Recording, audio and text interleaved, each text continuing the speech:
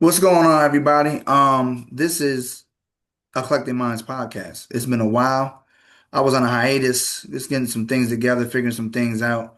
But back at your request, back on here with a new episode. I got a special guest. She is a friend of mine. She also happens to be a leader in a management role in the healthcare. Um, what else can we say with that? What would you call that? The healthcare what? Special services, specialty, what? I think the healthcare field is sufficient. Okay, healthcare field. Yeah, yeah. So that's what she's doing. She's a manager there. She actually controls the dynamic of what goes on in the office and outside of the office, would you say? Um, yeah, I guess to a certain extent, yeah. Okay, to a certain extent. All right. Ladies and gentlemen, welcome Chavonne Brown. Hi, Chavonne. Hi. Okay. All right, let's get right into it. So, who make you sick at the office? I'm kidding. Look at that. See, look. She just already. Oh my God, I'm so shy. All right. How did you get into this field? Um, it was purely by coincidence. I had a job working in financial services that didn't work out, Mm. and You were stealing? no, I was not stealing. Okay, good. I'm glad you wasn't Toxic environment, but Oh, don't we hate those? Toxic environment. Don't we hate those? Go ahead, continue. Tell it, and Ray. what's that? I said, tell it, Ray. Go ahead. So I, on a whim, just decided to go to one of those business schools that had medical assisting as one of their um, certificates. And that's what I did. I did that for a year and a half. And as soon as I graduated, I got the job where I'm at now and started off there for several years as an MA, and then stepped up into the role of practice manager. And so that's what I'm doing now. Let me ask you this. Um, Once you got your credentials behind you and stuff like that, how long did it take you to get into the position that you're in now? Let's see, it's about 6 or 7 years. Was the transition smooth? Did you go from what your position was when you first got there to the management role? Was it smooth? What's the pros and cons of what you were doing compared to the office management now? So I mean, I've always landed myself in leadership roles with everything Mm, that I've had. Um, mm. so as far as the transition, you know, that was the same as always a smooth transition for me. People, the people that I've always worked with and worked for, um, always felt that I had leadership qualities anyway. So the transition was fine. Pros and cons. I mean, I guess a couple of the pros. I can come and go as I please. Okay, because you the head in charge. I get to solve problems. And I That's know a, for is that a that's pro or a con? that to me is a pro Oh, because okay. it gives me satisfaction to be able to fix something. Oh, Knowing good. people can come to me and say, "Hey, can you help with this?" Or if there's an issue within the office, um, and I can get up and make it right. I like that. So, Mm. So, as far as cons, mhm. I think with any leadership position, um, dealing with different personalities Mm. and having to learn your people and figuring out where they shine, versus where their weaknesses may be or their challenges. You ever come in the office and had them Lord had mercy moments? You ever did that? Like I told you this like 9 times already. You ever find yourself feeling like that? I've had situations like that in the past. Where You is the damn manual? I You, gave you. Damn, you, you ain't looking at nothing. I'm sorry, I digress. Go ahead. and people are like, I guess that's a con being in leadership. Then this is just across the board. Um, People kind of expect you to always like be ready to like start in your position, I guess, if Hmm. I'm saying that right. So in Yeah. other words, walk in the door, at 7:30 and people are rushing me. Hey, I got this issue and oh this happened and oh this. It's like, okay, all right, hold on. You ain't got your damn coffee yet. Uh-huh.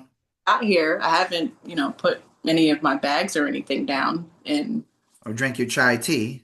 no, That's what you drink, right? You drink chai tea? I haven't finished drinking my chai tea. Yeah, yeah, you look like a chai tea girl. Hmm. Yeah, I'm and go ahead. You said what? not green. Okay. Yeah. So with that being said, all right, you come into the office, they bum rush you with all type of issues and problems and stuff like that. You know, you said you like to problem solve, so it's not one of those things like, oh God, I'd rather be home today type thing. You sound like you take it on, and you're ready to, regardless of anything, to resolve the issues. Yeah. I mean, for me, I mean, of course, everybody has challenges. I'm no different. Um, but I always think that it's important to have the right mindset because Hmm. without the mindset, you can't really approach the situation clearly and be able to make sound decisions. You Hmm. know, always aggravated and, negative and angry. Hmm. People are gonna feel that energy. Yeah. And I think it's important to always, even on the days where I'm more challenged with staff and patients and things, um, just try to keep a level head and stay positive. That's good. I think that's important in any leadership management role, especially when you the head person and people come to and they have to discuss things with you and see what is, what and what's going on, in the office today, or if somebody can't come to work, explain that. Like, so somebody, calls out and can't come into the office, you just jump in and fulfill their work responsibilities. You do what they supposed to do when they're not there. Absolutely. Mm, Yeah. And because regardless, I have to make sure that the office is running smoothly. mm, So if that means that I have to step into a specific role, um, because I know how to do everything there anyway, mm, it's nothing for me to step into that role. And I've always been the type of person, like even before becoming a manager anywhere, if I see a need, I just fill it. you feel it. Yeah. And that's probably one of the qualities that my superiors would see in me and be like, oh, okay, she's a self-starter. She's motivated to make sure everything is still running smoothly. So, So you never had those moments when like you ain't did something since '86 and be like, damn, how I do this again? um, in my work roles, I usually don't have those challenges. Okay. It's almost like for me, it's almost like riding a bike. I can, like, if I haven't done it in a long time, it's not like I'm like, oh my gosh, I can't figure this out, or, what do we do again? It's, Yeah. oh, okay, yeah, I remember when I had to do this, and I just do it. And you just do it. Okay. All right. So walk me through an average day. You come into the office at what time? I'm usually there between 7 and 7:45, Damn, what time y'all open? 8:30. Lord have mercy. And they say black people ain't on time. So you ahead of time. So you get there at 7:30, 7:45. All right. You got your chai tea with you? It's actually not chai. What is it? It's matcha. Yeah, whatever the hell it is. So okay, matcha. Um, and whoever sells matcha too, if you ever want a sponsorship, sponsor the Eclectic Minds podcast, feel free to reach out. There's the plug. So you got your matcha and you're there and you're starting to do what now? I usually create a to-do list for myself. Okay. And I prioritize things that, are extremely important versus, all right, what, stuff that should be done before the end of the morning, Hmm. uh, and stuff that, I can do throughout the day. And then as the day goes and things come up, I just adjust. But that's usually what I do. I just kind of decompress and get myself ready for the day. Hmm. Um, if there's any other like administrative tasks, to try to help, the receptionist rather, excuse Yeah. me. Hmm. Um, I'll do that. But yeah, it's mostly just kind of more preparation for the day before everything actually gets started at 8:30. Yeah, and everything when then once everything gets started, it can get chaotic depending on the patient load that you have for the day, right? Mm-hmm. And you have how many providers there?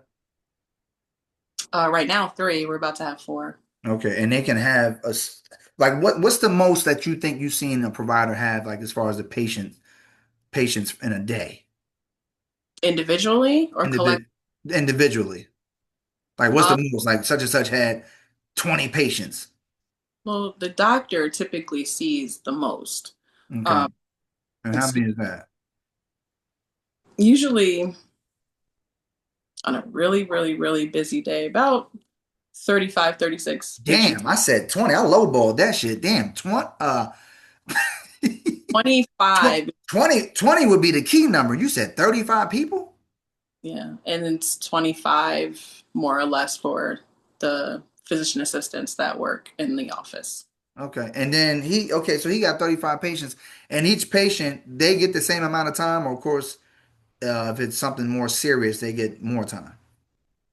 I mean, if it's something that's more involved, meaning the patient has a complicated medical history, Yeah.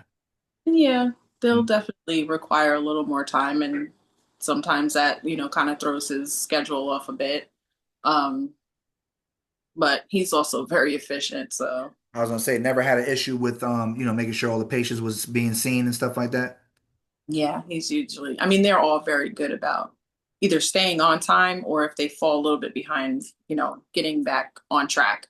and making sure that the patients are being seen and they're doing what they need to be doing to resolve their problems. Well, that's good. Well, that sounds like a efficient office, and you have you run the helm of that, and but I want to get into this part. Being now, to put your nationality out there, but you're a black woman running an office where it's predominantly not, you know, um, black and brown people running those offices. What are those challenges like?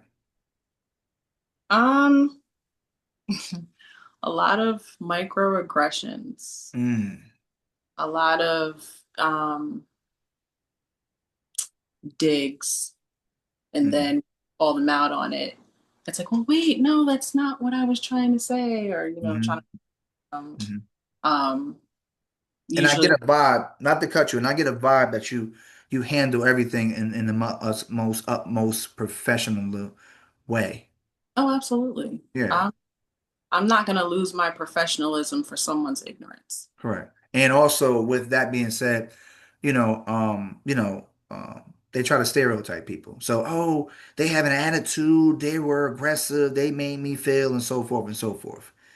And I don't see that, with your approach in your job and even, handling the things that happen in the office on a daily basis.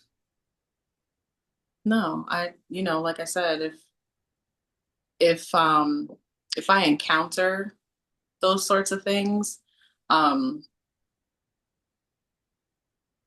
I usually approach it in such a way that usually by the end of the conversation, they're apologizing to me. So you're de-escalating a lot of, well, not a lot of situations, but you're de-escalating situations that arise that happen like that.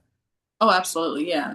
I mean, there's no point in, trying to escalate a situation further and, everybody's angry and upset and, you know, it's And you not look worth. like you take up for your staff too. Oh yeah, Like definitely. somebody call, well, I disappointment and I don't give a damn. Oh yeah, I've definitely taken a few phone calls from patients, trying to, talk negatively about staff members. Hmm. And, because it's a smaller office, I work so closely with everybody. Yeah. Very, I'm a pretty good judge of, who is gonna say what. And it's like, and these people will call and say that, they said something outrageous to them. And it's like, no, no, no, no. That's No, not that didn't happen. I was sitting right here and I heard it right. type thing. Yeah. Okay. At that point, now they're like, oh, well, I mean, they didn't say it quite like that, but it's like now, okay, Yeah. Now they're freestyling. Yeah. Well, I thought they had. right. It's like, Yeah.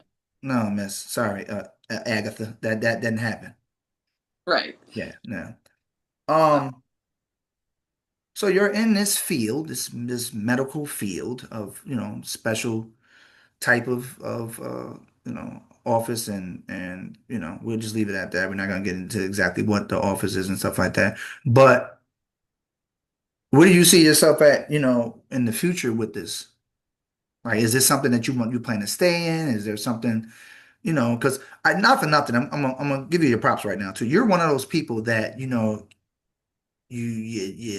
dig into new things. Like, I mean, you taught me about Chat GPT. I know nothing about that. You know what I'm saying? I like now I'm using the shit. I'm creating contracts and this, that, and the third, and so forth and so forth. And people out there, if you don't know about the shit, just mess around with it. It'll come, whatever. Because I'm not that technology savvy and stuff like I mean, but once I start looking at something or doing something or whatever, then it kind of like, it comes to me and I figure it out. But yeah, those type of things, IT stuff like that, you're pretty good with all that stuff. You use Excel. That's the thing. What like programs and stuff like that do you use to help you in your job? I mean, I use all of the basics, Excel, Word. So I don't let me stop PowerPoint you right there. Yeah, presentation. I'm all right with Word. Are you good at Excel? I mean, I'm decent at it, I think. Okay, define decent. From 1 to 10, a scale from 1 to 10. What's your scale? What's your Excel skills looking like? I mean, I would probably say I'm still in beginner status. I know that there's definitely a lot more that you can do with Excel. Yeah, I know all that. But right now, rate yourself. Like I beginner status, I would say beginner. From a 1 to 10. Oh, you wanted me to give you a number? Yeah. I don't know, four. God, you're better at that shit than I am. I'm like a damn three too. But hey, from your perspective, Yeah, I be looking because you know how to use the formulas and shit, right? well, yeah. Yeah, them shits be making me sick. I be trying to use formulas. I 1 + 2, 3, 4, 5, and then as soon as that shit don't work, I'm cutting that shit off. Oh, yes, yeah, I'm not like that at all. I'm gonna stick with it until I get what I want. Yeah, I'm like that with video games. That Excel shit can kiss my ass. But go ahead. The other thing I wanted to say about Chat GPT, Mhm. it's definitely a very useful tool. I actually use it often at work too. Um, it helps to get through projects more efficiently. Mm. Um, but I think it's also important to note that it's not the end all be all. You Of course definitely not. do, um, check your work, so to speak. Yeah. So I read a story the other day about a person who was asking it for medical advice, and it gave him wrong medical advice, but he took it as law. And it's Lord like have mercy. You're you'll gonna have to die tomorrow. Prepare, pin done, automatic then. that it's just like that's the answer. It's like you still have to like look at it and refine it and check it and do your Hmm. research Just and like do anything else, it's and say, it's information that's out there, but it doesn't necessarily mean, like you said, it's a law. Like that's like when you Google shit. Like you can have symptoms of something and then you Google it, then next thing you know, that shit say, you getting ready to pass away. oh, I've had plenty of conversations with patients about they're like, oh, I was on WebMD and You too. I put in that my nose was running and they told me I had cancer. I'm like, no, no, Exactly. no. See, shit like that. And I think to a certain extent, we all guilty of that to some extent. Because I did some shit like that too in the past. But see, like you said, you gotta check it. You gotta make sure it ain't law. You gotta make sure that it ain't what it might be saying it is. Because you said headache, stomach ache. Backache. Oh yeah, you got cervix cancer. Like what? I'm a dude. How I got that? You know what I'm saying? And shit like that. You know what I'm saying? You gotta make sure you checking shit to make sure that you're not running with it. And Chat GPT, again, let me plug it. Sponsorship, anything like that, reach out to Jose Castro, Collective Minds Podcast. Um, but it is no, but it is a good tool, and that's amazing that you use it at work. Like I said, I ain't that sophisticated with it yet. I do use it for creating some contract stuff, also looking into other things, that I want to do and stuff like that. And it's been very helpful with that. I've also told my friends about it. Like I said, so shout out to you for even like mentioning it to me and like telling me how to kind of like work with it so it can do the things that I needed to do. Yeah. Um, we're gonna take a step back from the professional um, conversation and stuff like that. So we know at this point you're a manager, you run the medical, you're in the medical field in a specialty office. So and you're doing great things there. You have your hold on the staff. You help the patients that come there. You are a self-starter. And you make sure that you need to do everything that you need to do to make sure the office runs efficiently and successfully. And I know that your employer loves you for that because there's so many people out here that you put them in the wrong position and they messing up shit. I don't know how many times I've ever worked under somebody and I'm like, how the hell you get your job? How? Like, ain't no way in the world you got any type of education because your ass don't know nothing, right? You're not like that. I'm pretty sure that your office and the people that work under you really, really, really appreciate you, right? Um, I want to start with kind of your early upbringing real quick, just to give a background to that in your personal life. Where are you from?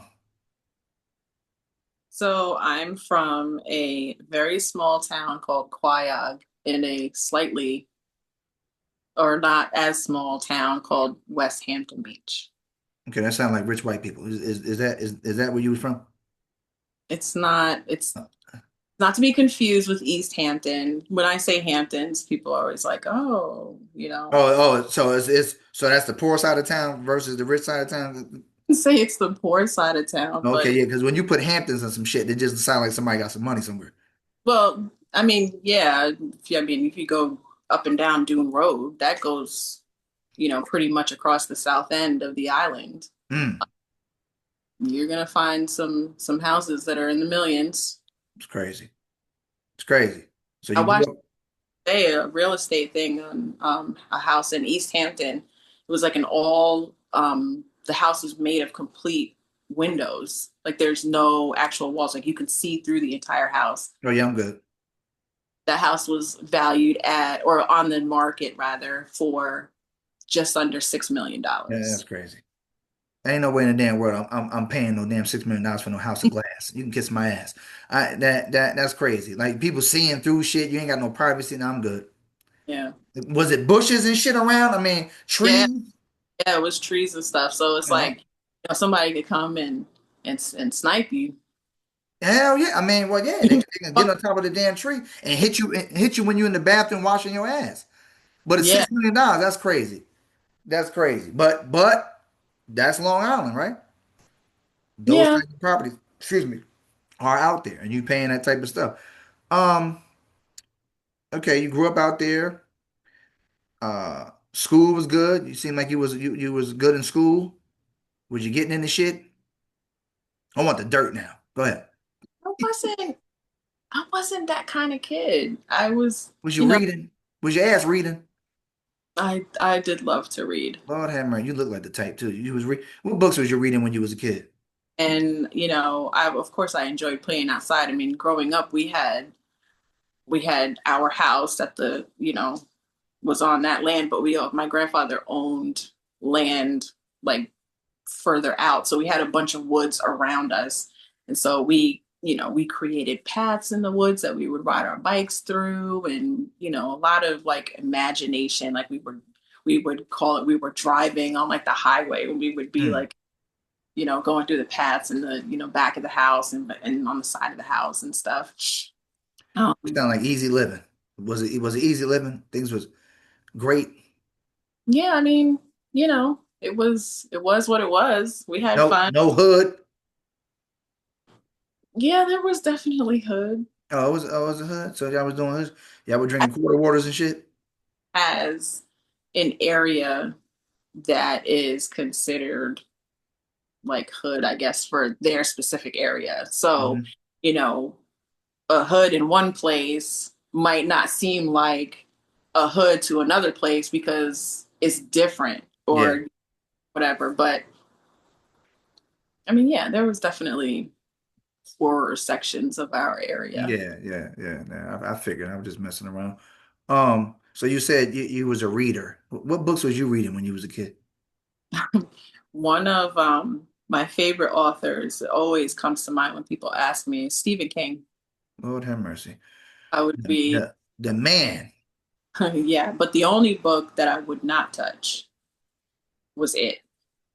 and that's my favorite. Yeah, I never read the book, but I love that damn movie. What was wrong with it?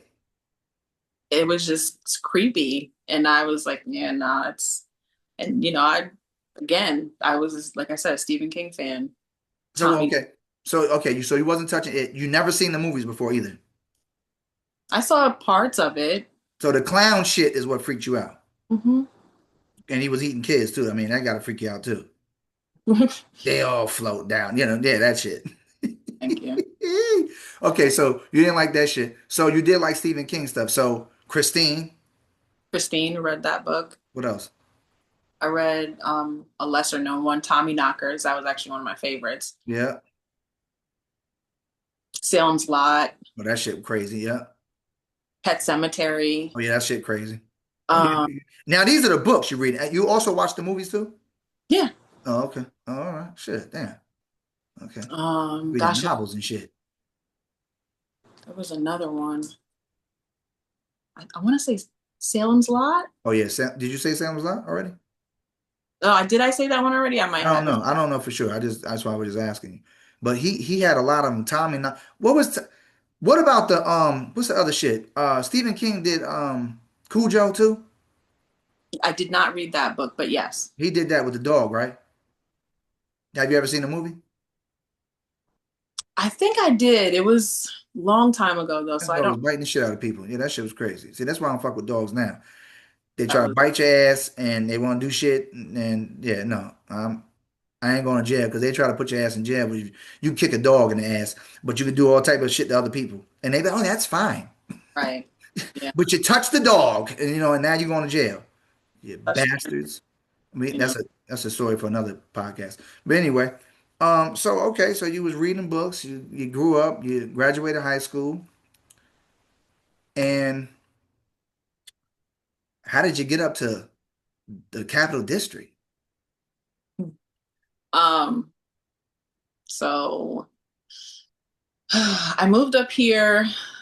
My sister had been trying to get me to live up here for the longest. Hmm. You know, come up here. It's so much fun and Did so she lie? much. Did she lie?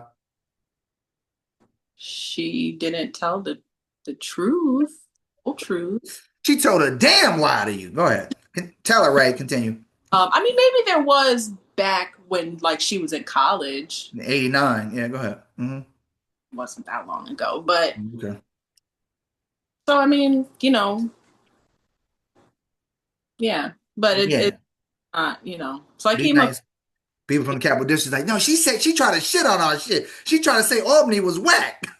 No, I mean, the stage that I'm at in my life now, I prefer low key. So Hey, I don't have a problem with it not, with me like going like I don't want to be out there and you like ain't clubbing still? no, no, no, You ain't at the club? Sneaky no. Pete's? You ever went to Sneaky Pete's in Albany? I've heard of it. A lot of people talk about that club.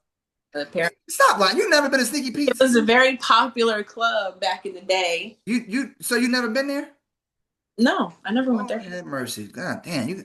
You was up here, but you damn sure didn't go to some of the common spots. Close. Huh?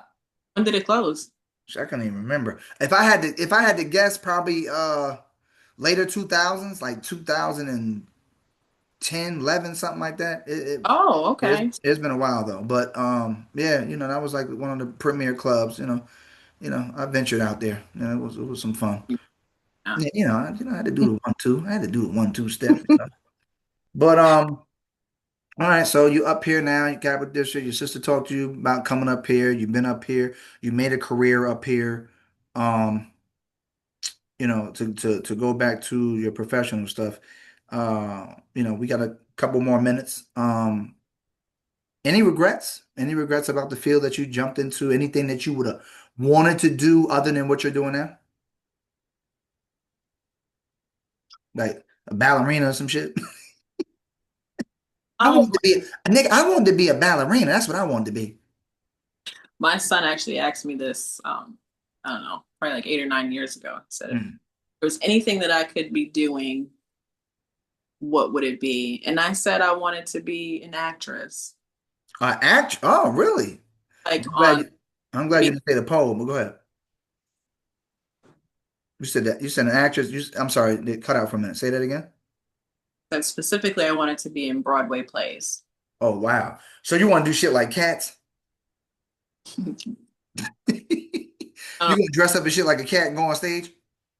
I don't know about cats, but I mean, some of the ones that I've seen, um, Okay, give me a play that you like and would love to have the opportunity to be put in. I'm putting you on the spot. um, the most visually interesting one, probably The Lion King. Oh, okay. Yeah, that's dope. Yeah. That's dope. I don't know about them damn tickets and going to the Broadway play because I heard they was charging, but The Broadway play in some at some point in your life.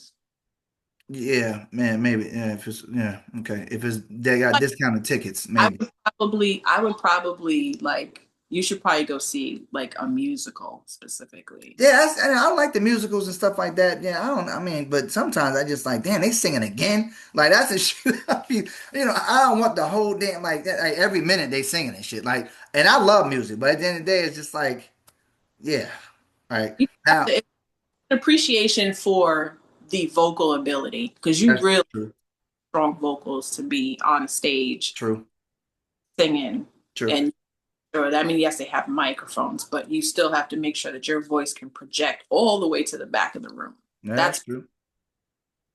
That's true. Yeah. So you definitely would want her to be an actress. Mhm.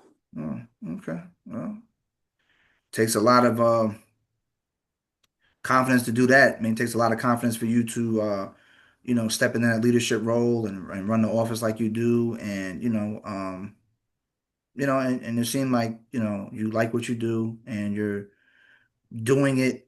And this is what you're probably going to retire at doing. I mean I've been at this place for 15 years Mm. so um And if not there, pretty much will stay within the same medical field position, like being a manager of office in a medical uh, field. yeah it doesn't necessarily have to be like a medical office Yeah.